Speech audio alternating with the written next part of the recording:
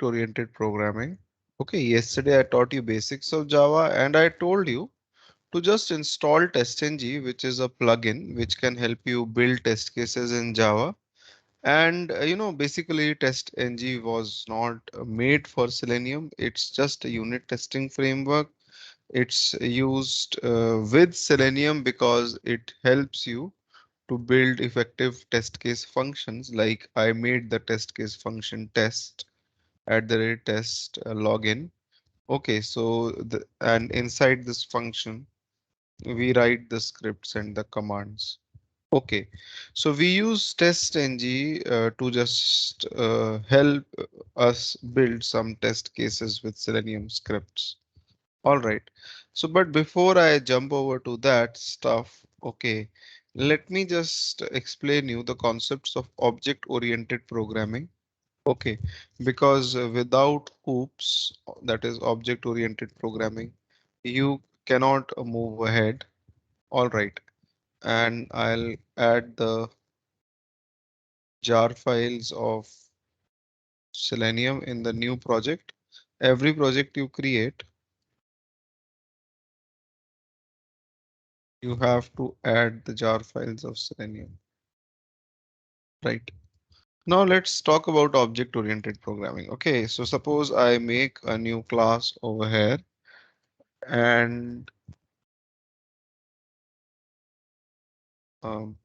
I call that class as city. A simple class city.java. Now, what are the features of city class? Fine. So every city has a name, right? Every city is having some population. Okay. So these are say two features of the city class. Fine. Now over here, if I create another class, I'm going to create one more Java file. Okay.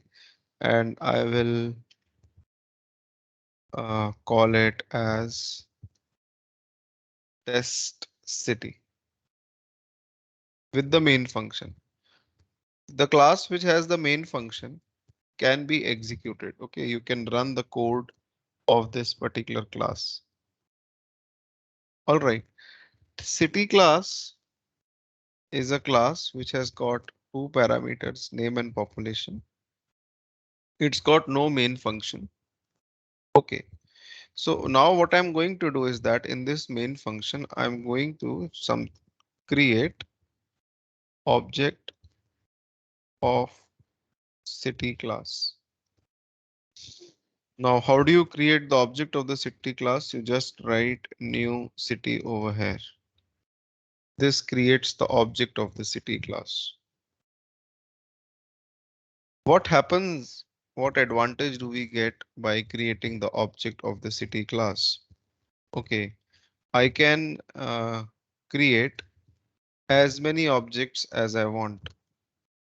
So if I create three objects, then in the memory, three memory locations are allocated to these three objects.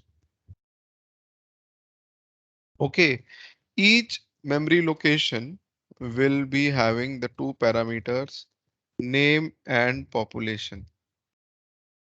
Okay, each memory location will have the two parameters name as well as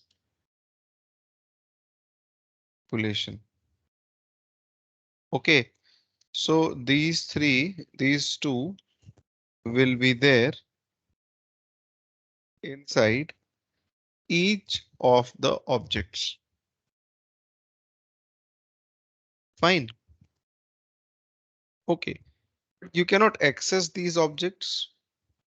To access these objects, you will have to define object reference. Okay, you will have to write city C1 equals to this, city C2 equals to this, and city C3 equals to this. C1, C2, and C3 are not the objects, but they point towards the objects. Objects and object references are different. C1, C2, C3, they point towards the objects. Okay, with C1, C2, C3, you can change the values inside the objects. Like for example, I can write C1 dot name is say London. C1 dot population is some number. Okay, so with one, you can change the state of the object. Okay, you can change the parameters. You can access the parameters. So the first city name becomes London with some population value. Okay, similarly, you can access the second parameter C2 dot name and C2 dot population.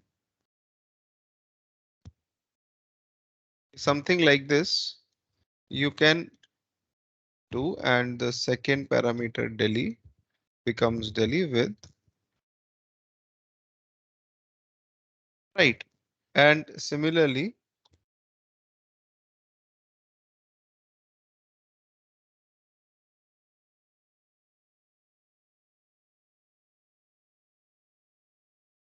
population. Okay, so this is how this thing works. So C1, C2, and C3 are pointing towards the objects. Okay, the objects have name and population parameters.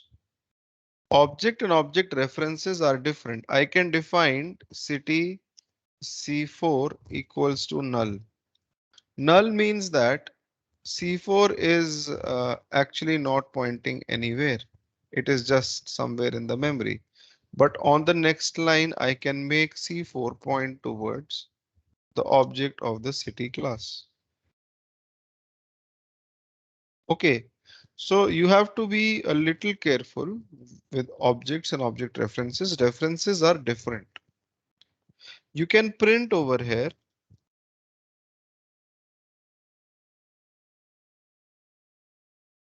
C1 dot name,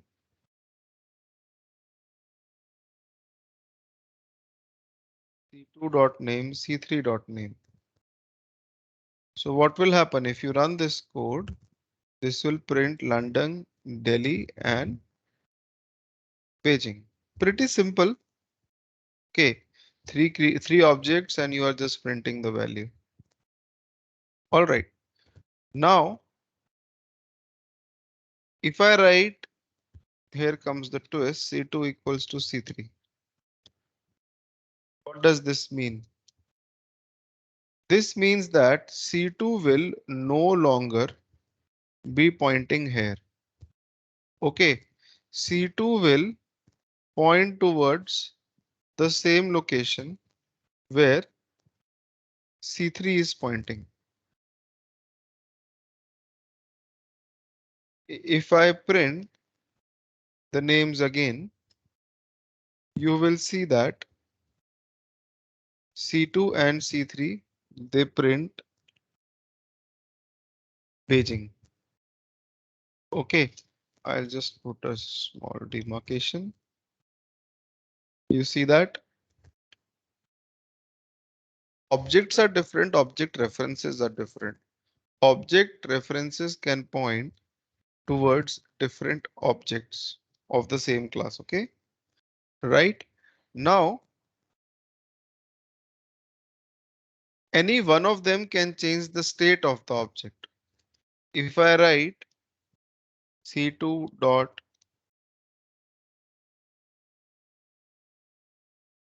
name is okay, and I print this again, you will see that Tokyo is printed by C2 and C3. So this C2 changes the state of the object. Okay, it changes the name from Beijing to Tokyo. So C2 and C3 get the latest value which has been changed. All right, so objects are created like this in the memory. There is just one class city which has got two parameters. But by defining different values to these parameters for different objects, okay, you can use it quite efficiently.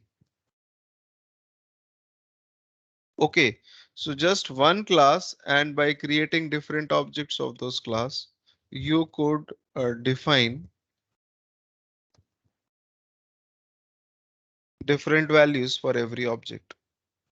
Okay, now this thing in this class, you can have a function public void print details in which I'll just print name of the object followed by the population. So this print details function will also be a part of every object. Okay, this becomes part of every object and I can call it. All right, instead of printing like this, I can simply write C1 dot print details or C2 dot print details or C3 dot print details. I can call the function with the help of the object over here. This print details is a function. These were variables. You can call the variables with the function with the object reference, or you can call the functions. Right. So when you run this, see that in the end, okay, when C1 is calling the print details function, it is printing the details of C1, name and population. When C2 is calling and when C3 is calling, it is printing for C2 and C3. Okay, so technically these functions, this is known as a non-static global variable. Now what is static? I am coming over to it in some time. Okay, this is known as also non-static global variable. This is known as non-static function. Okay, right. So you have got two things over here. One are the global variables, non-static global variables, and the other one is the non-static function. Both can be accessed with the help of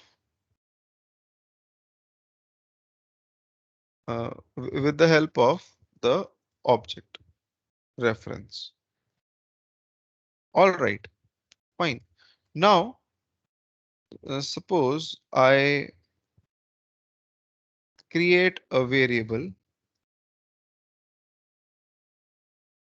in capital. Guys, just a minute. Somebody from batch is calling me. Just hold on. I'm sorry. Just hold on.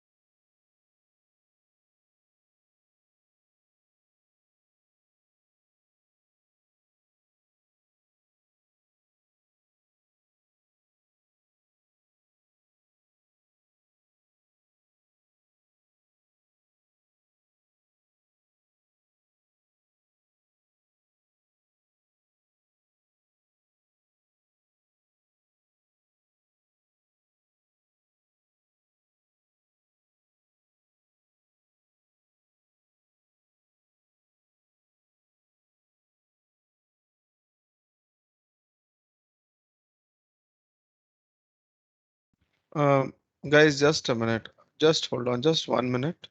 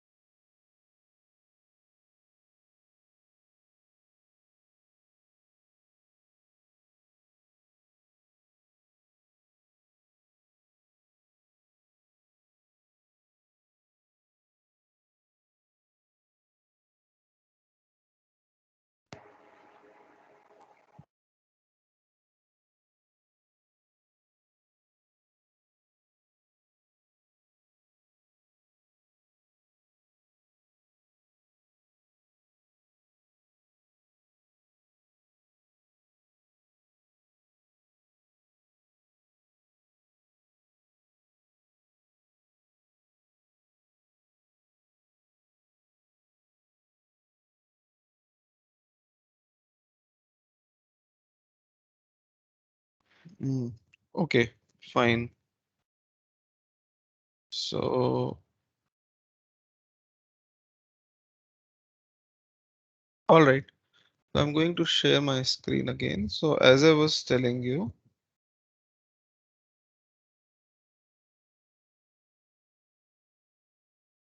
these are the two global non-static variables. Okay. And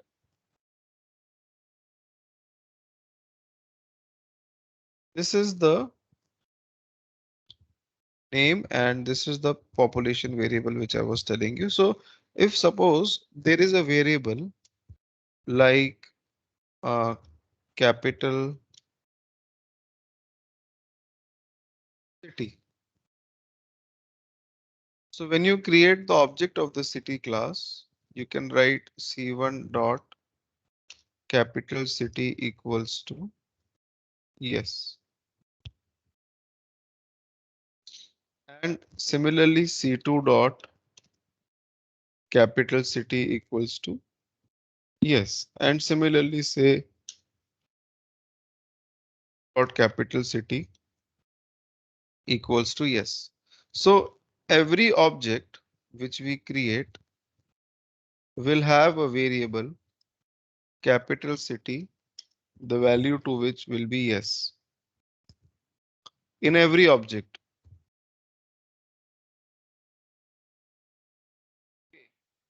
This actually doesn't make any sense. So what we do is that we make this variable static,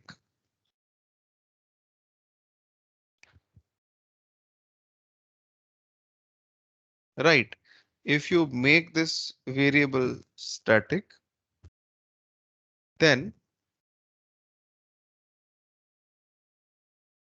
then if you go and print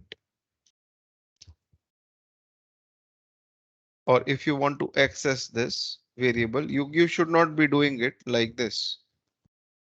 If you make this static, then this variable capital city moves out somewhere over here in a common memory location.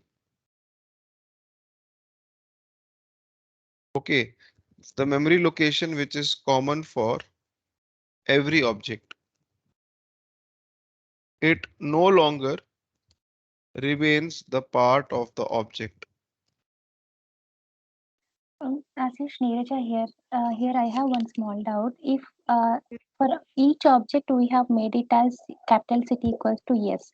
If any of the object, if capital city is no, then this capital city can't be a static variable. Yeah, if you want different values for every object, it's fine. You keep it non-static. But of course, if it is same for all the objects, so we prefer to make it static. Okay. Okay. So it can be accessed directly by the city class. City dot capital city equals to yes. It can directly be accessed with the name of the class. There is no need to create objects. Okay. So this is known as static global variable.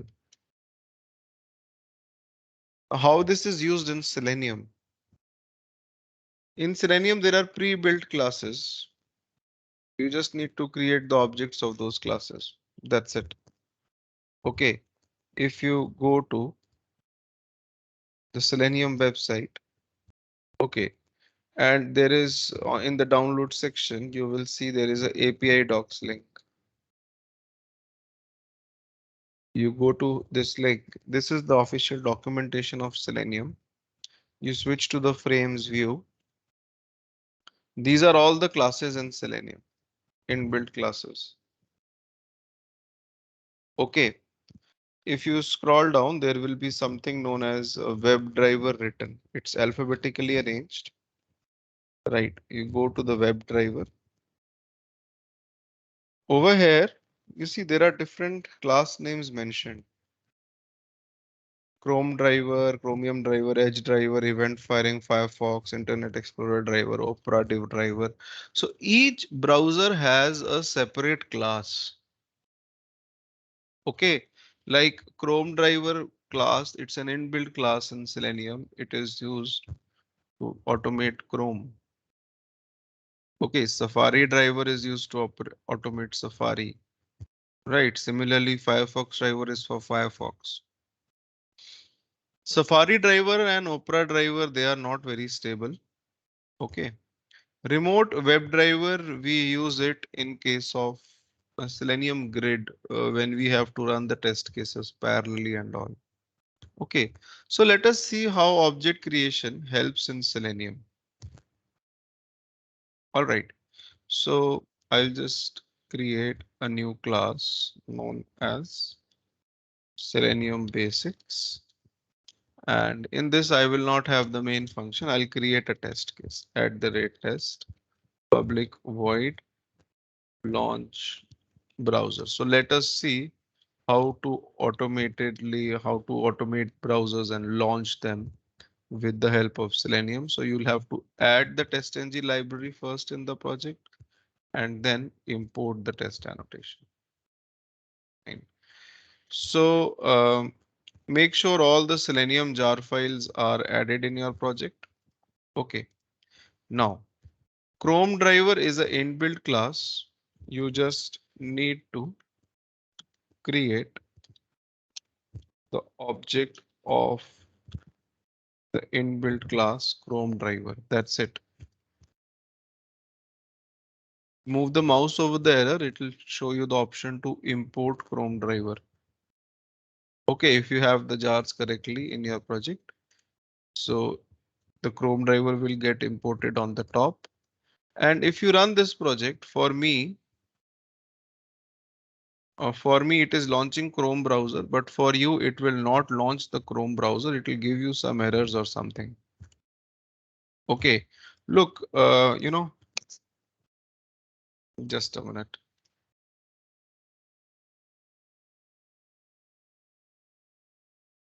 Yeah, there are some driver exes which you need to download in order to work with Selenium. OK, every browser provider, OK, like Chrome is by Google. Right, hold on. Go to the download section. Chrome. In the browsers, you see Chrome. Chrome is supported by Chromium project. Please refer to this.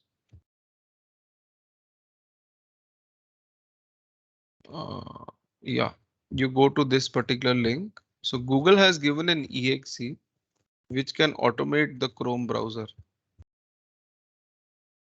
Okay, so over here,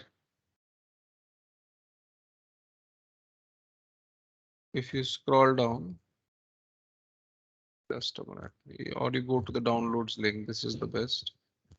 Depending on your Chrome version. Okay, hold on, I'll tell you. When you have Chrome, you go to help about Google Chrome. you will get the version. I am getting the version 92.0.4515.107. Depending on this version, you download the exe. They have got exes for all the versions, right? Like my version is, I guess, this one. So I'll click on this, download the Windows 32-bit zip file. It will also work in 64-bit. Okay, so you download this depending on the version, and I am having Chrome driver.exe over here. Right. This Chrome driver exe, don't run it. After you download it, you extract the zip file, don't run it. Copy the path of the exe and give the command over here system dot set property. System is an internal class and set property is a static function inside it. So you can call it directly with the class name. Okay, without creating object, and you can write WebDriver dot Chrome dot driver and give the path of the exe. This path is important. Okay, because you have to automate Chrome, and to automate Chrome, Chrome needs this exe file, and it's provided by Google itself. Okay, so give the proper path. This in Windows you give double slash, it's an escape sequence, and when you run this, your Chrome will start successfully. Okay, and inside Chrome driver you have got many functions, like you have a function get to a URL http yahoo.com. So when Chrome driver runs,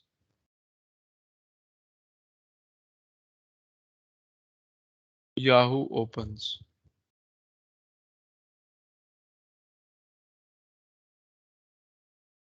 Okay, right. So this protocol is important. If you don't mention the protocol, it won't work. So there are lots of functions inside Chrome driver,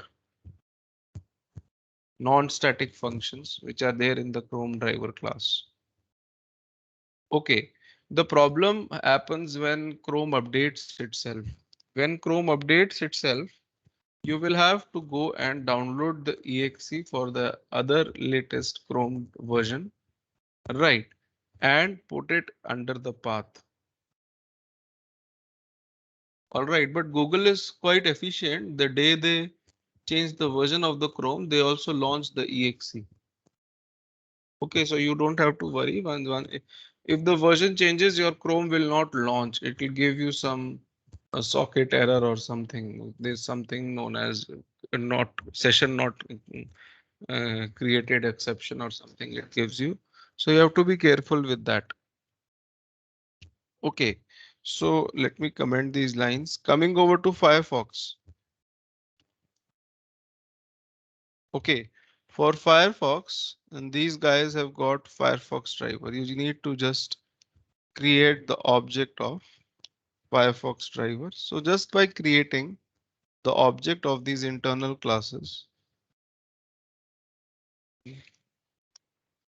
automate these browsers. When you run this Firefox driver object,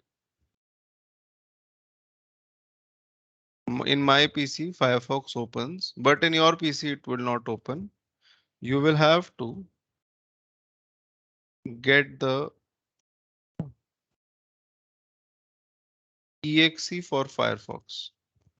Okay, so in the same way, like in the downloads page, you scroll down and you will see platform supported by Selenium.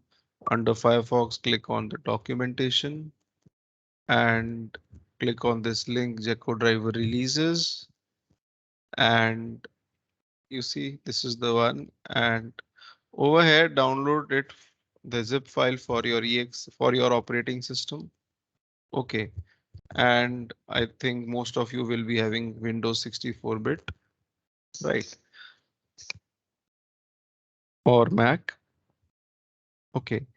Once you download it, you will get this jacodriver.exe. And what you need to do is that you need to write the same command webdriver.jacko.driver. Now, one thing, guys, many times people do this mistake. They keep W capital in this or something. So be careful. This is all lowercase. Java is a case sensitive language. Okay. So webdriver.jacko.driver and you give the exe of jacodriver.exe and you write firefox driver.get.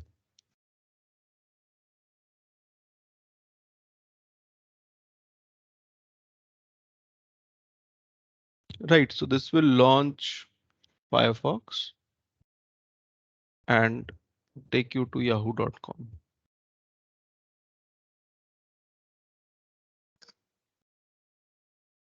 Right, and I'll close this. Right. So basically, you just need to create the objects of the driver classes and they will launch the browsers. Now, what happens is that in case of Firefox, when it updates, Firefox guys don't update the Gecko driver exe very soon. So your Firefox browser stops working and you just have to wait for the new exe to come up so that the scripts can continue running, which is not a very good thing. So it's better that in Firefox, you turn off the automatic updates. Okay, you go to tools, options, and you search update over here and choose the option check for updates, but let you choose to install them. Don't update your Firefox browser automatically. Otherwise, you don't get the exe version very soon for the new version. Okay, right. Now, similarly, you have got Edge. Edge internally is Google Chrome only. Okay, internally, Edge browser, the engine running behind Edge browser is nothing but the Chromium engine.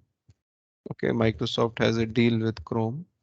So the main engine behind the Edge browser is Chrome.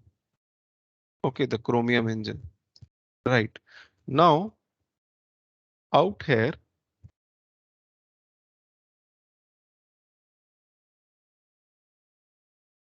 you have got Edge driver. Of course, as the name suggests, it's basically for Microsoft Edge. And hold on. If I run this, my Edge driver will launch, Edge browser will launch, but for you it won't. Right. What you need to do is that first of all, you need to be sure of the version. Okay, go to help about Microsoft Edge.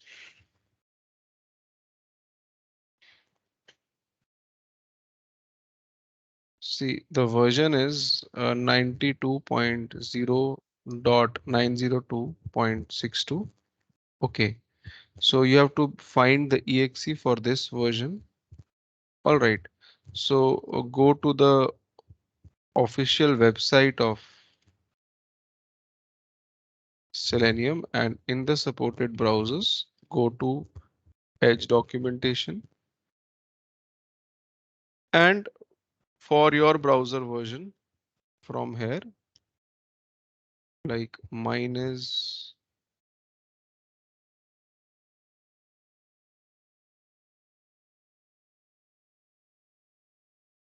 mine is this version.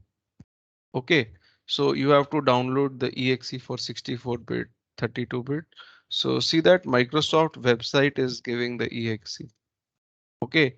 In case of Chrome, the Google website was actually giving the exe. So exes are given by the browser owners. Okay. So you download the exe, keep it in the same path. Okay. And give the same command. Okay. You have to just the exe version will name will change. You'll have to write webdriver dot edge dot driver and exe name and edge driver dot get go to http yahoo.com. So I'm creating objects of every driver separately in order to automate the browsers. Okay. So when you run this,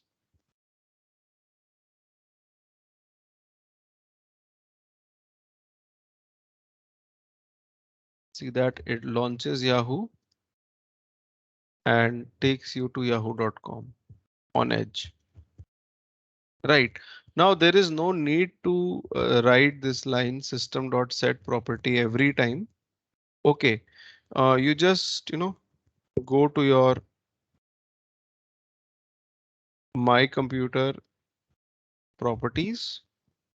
Okay. And go to advanced system settings over here. So you will get a window like this. Okay.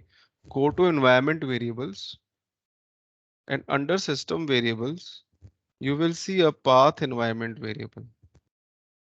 Edit this path variable, create a new path and give the location of the folder where you have kept all the exes. Keep all the exes in one folder and give the path like I have given over here.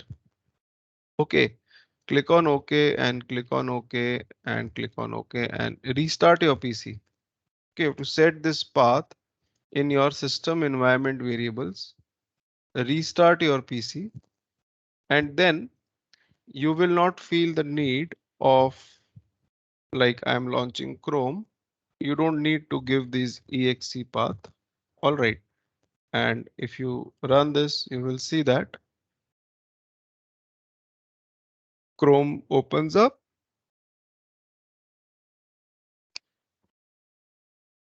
and goes to Yahoo. Right. It's pretty simple. OK, Edge also opens up. Fine. OK, so this is what the whole thing is.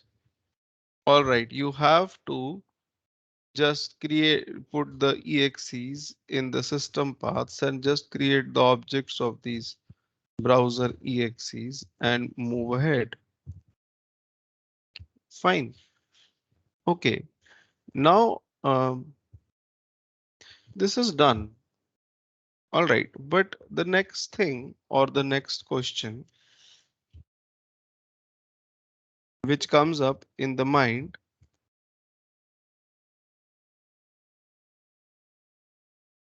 is that, what if um, I have to write a script which works on all the browsers? If I have to click on a link using Chrome driver, will the commands be different? Or if I have to click on a link using Edge driver, will the commands be different? How will I work? How will I write a single script which works on all the browsers? Okay, so the answer for that question comes up from the concept of interfaces in Java. We have learned about normal object creation, but we haven't learned about interfaces. So the concept of interfaces in Java helps us in writing single script which can work on multiple browsers in Selenium. Okay, but before that, before I teach you interfaces, let me teach you another concept in Java known as constructors. Okay. So then I'll teach you interfaces. So let's go back to Java now. First we learn about constructors, then we learn about interfaces, and then we will see how these are used in Selenium. Okay, now this was the city class. Okay, I'll create a new class over here. Um,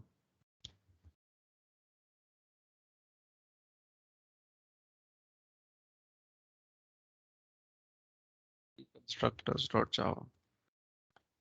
So if I create the object of the city class, I will have to write city c1 equals to new,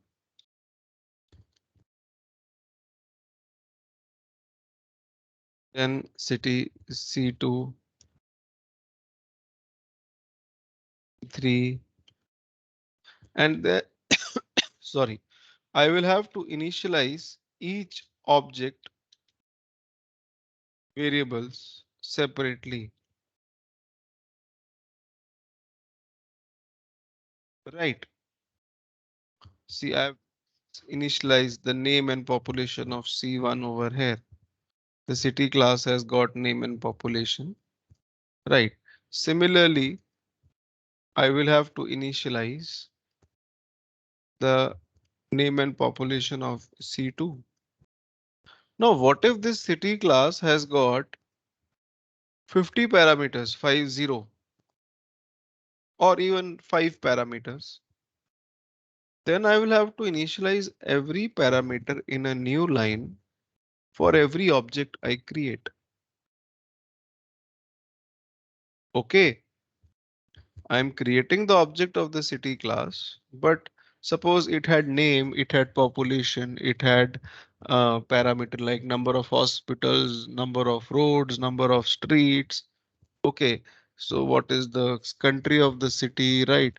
So if it had been having different parameters, it would have been very tough to initialize every object of the city class like this. Okay, that is why we use constructors. Constructors are something which help you in the initialization of objects. How to give initial values to the object. When you create the object, there is no initial value. Everything is null inside the object. To initialize it, you have to initialize every value separately. But constructors will help you to initialize these values in one line. Okay, so in this city class, I'm going to form a constructor. Constructor in a class is something which has the name as same as the class name. It's not a function, it's got no return type. The name of the constructor is same as name of the class. This is the default constructor. Okay, I'll print inside it. Default constructor. This default constructor is called when you create the object of the city class. Okay, hold on. Let me just delete this. If I just write new city and if I run this, see default constructor is being called. Every time you create the object of the city class, default constructor will be called. Okay, now I'm going to make one more constructor of the city class.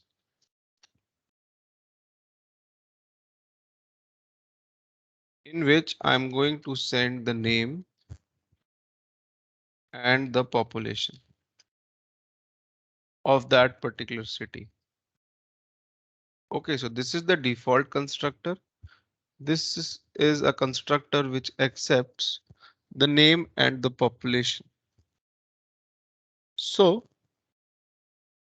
over here, if I create the object of the city class now, you can send the name and the population on the fly now. Okay, so A will go inside N and population will go inside P. And inside this constructor, you can write name equals to N and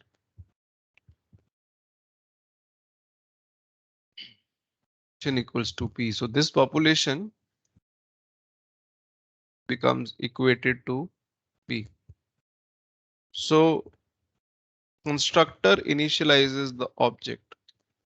Okay, over here, if I just go and write C1 dot print details. So print details function was printing the name and the population, right? This will print A and 100. Or even if I go and write C1 dot name. So this is going to print A.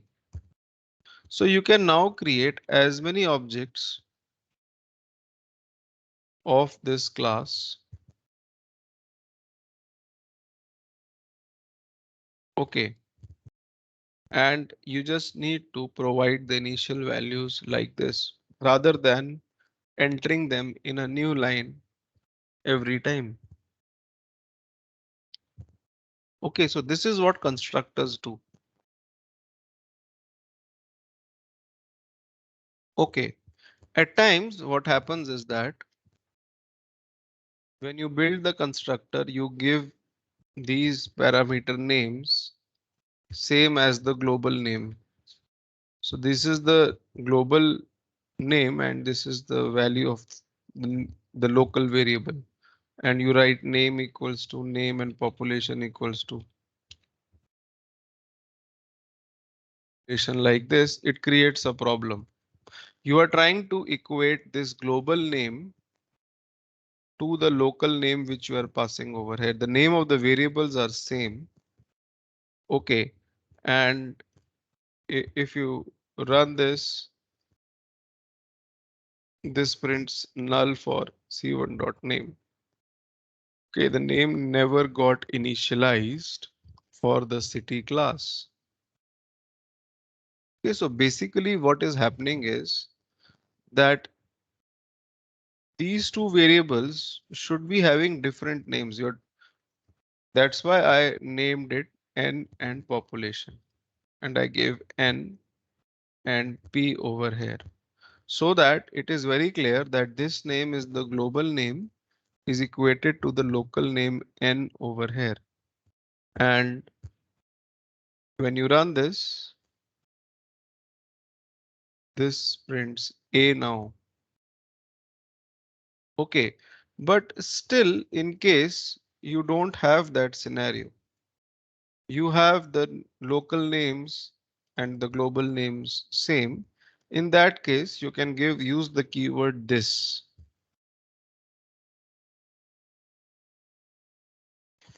This dot name means the global name, the name of the current object.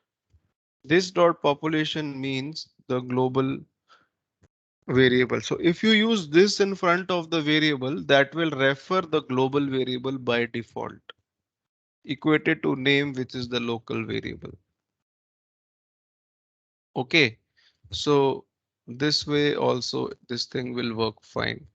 So you can print the name of C1, you can print the name of C2. OK, so this is what constructors they do.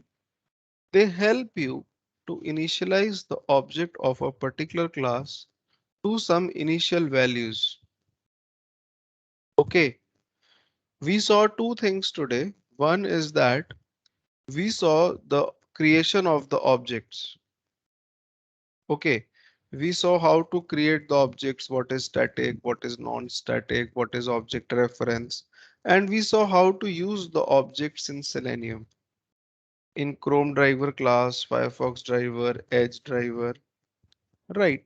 And we also saw constructors, wherein the constructors will help you to initialize the objects to a certain initial value, which will, help you to unnecessarily write lines to initialize the objects. Okay. Anyone with any questions? Anything? Ashish, so the object will be holding the value and the object reference will be pointing out to that location. Yes. Yes. Okay, the Oh, values are always inside the objects and the okay. references point towards the objects. Okay. Okay. At times, when you become regular in Java, they say that object C1, object C2 is not working fine. Yeah. That is also okay. But C1 and C2 are not the objects. These are the object references. References. Okay. That Okay. new city is the object. Object. Yes.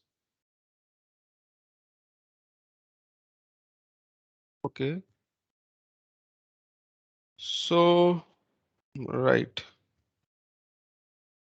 We'll meet tomorrow. I'll send you the recording of this particular class. Okay. And